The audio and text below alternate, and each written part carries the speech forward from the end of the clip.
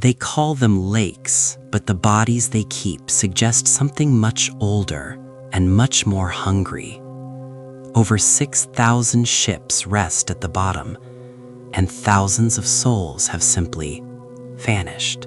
April 28, 1937, the freighter O.M. Rice is cutting through the ice of Lake Michigan. Captain George Donner retires to his cabin for a nap. He tells his crew to wake him when they reach Port Washington. When the mate went to wake him 3 hours later, the door was locked from the inside. There was no answer, only the low hum of the engine and the scraping of ice against the hull. They broke the door down. The cabin was empty. The porthole was too small for a man to squeeze through, and it was locked from the inside too. Donner was just gone. This is the Lake Michigan Triangle. It isn't a myth. It's a statistical anomaly that defies the laws of maritime physics. And it doesn't just take ships. June 23, 1950. Northwest Orient Airlines Flight 2501. 58 people on board. The last radio contact was a request to drop altitude over the lake due to a severe storm. The plane vanished. Searchers found oil slicks and tiny fragments of upholstery, but never the fuselage. And despite the depth, they never found a single human remain. Not one. Local residents, like Elias, speak of the breathing. They say on certain nights, the lake doesn't sound like water hitting rocks. It sounds like a heavy, wet lung, inhaling. In 2007, archaeologists scanning for shipwrecks found something impossible. 40 feet below the surface, a series of stones arranged in a circle. One stone appeared to have a carving of a mastodon. The equipment failed minutes later. It's a common theme here. Magnetic north shifts. Compasses spin.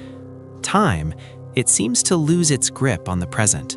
Modern sailors still report seeing the ghost of the Erie, a ship that appears to be on fire, sailing against the wind, only to vanish when the Coast Guard arrives. Is it a magnetic anomaly, or is there something beneath the crust of the lakebed, something ancient that generates its own pull, something that needs to be fed? The disappearances aren't just historical. Since 2010, the number of unexplained missing persons cases around the lakes has risen by 12%. Most are never found. Witnesses describe a missing time phenomenon. They go for a walk on the shore at sunset and blink to find it is 3 in the morning, with no memory of the hours between. In 1994, a lone kayaker's gear was found perfectly dry on a rock in the middle of the lake. He was a professional. He knew the water. He just stepped out of existence. The Great Lakes contain 20% of the world's surface fresh water. They are deep enough to hide secrets that the ocean would have surrendered long ago. The Griffin, La Salle's prized ship, disappeared in 1679. It was the first to go. Some say it didn't sink. They say it sailed into a pocket of air that wasn't part of our world. Dr. Eris Thorne has spent 20 years tracking the vanishings. She believes the lakes aren't just water. They are a geographical trap, a rift that opens only when the pressure is right. The escalation is quiet.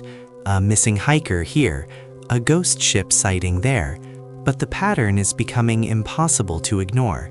The lake is expanding its reach. If you stand on the edge of Lake Superior and look long enough, you'll start to feel it, a pull, not in your body, but in your mind, a command to walk forward. Thermal anomalies suggest something is generating heat at depths where the water should be near freezing. Something massive, something biological. In 1952, a diver claimed he saw a city of light at the bottom of Lake Huron. He was pulled up screaming. He never spoke another word for the rest of his life. The indigenous tribes called it the Great Devourer. They knew better than to build their permanent homes too close to the shifting shorelines. Radar operators at Great Lakes Naval Base have reported ghost targets, objects moving at 3,000 miles per hour that disappear the moment they cross the shoreline. The Taos hum has a cousin here, a low-frequency vibration that residents say vibrates their very bones. It always precedes a disappearance. Here is the twist. Some of the missing have been found decades later, wearing the same clothes, not having aged a single day. But they are different. They don't remember where they went. They only know that the water is lonely and that it wants everyone to come home. Analysis of the water in the triangle shows a molecular structure unlike any other fresh water on Earth. It behaves more like a single massive nervous system. If the lakes are a living entity, then every ship, every plane, and every person they've taken is still there, somewhere, inside the memory of the water. The next time you stand on the shore of the Great Lakes, listen closely. If the wind dies down and the water goes still, run.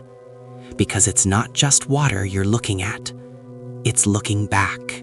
The mystery of the Great Lakes isn't just about what's missing, it's about what remains.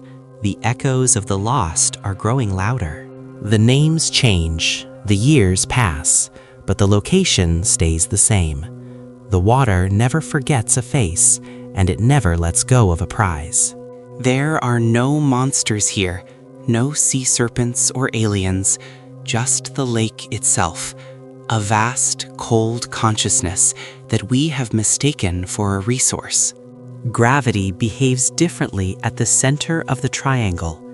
Time dilates. The lost don't die. They simply stop being part of our now.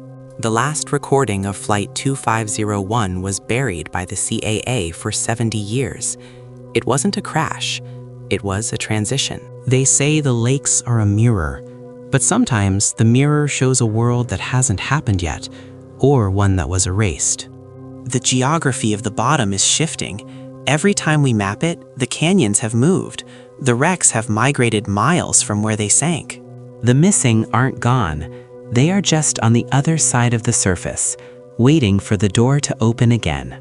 5 fingers of an ancient entity. We live on its palm, thinking we are the masters of the land. But the water knows the truth. Captain Donner was never found. But every year on April 28th, a man matching his description is seen walking the docks of Port Washington, waiting for a ship that never arrived. He is a part of the lake now, just like the Griffin, just like the 58 souls of Flight 2501, just like the thousands of others. Some secrets are better left at the bottom, because once you start looking for the missing, the lake starts looking for you. It's not a triangle. It's not a mystery. It's a mouth. And it is always, always open. We think we are looking at the reflection of the heavens, but we are actually looking into the abyss, and the abyss is the only thing that's real. Sleep well tonight, and stay away from the shore. The lakes are breathing, and they are very, very close.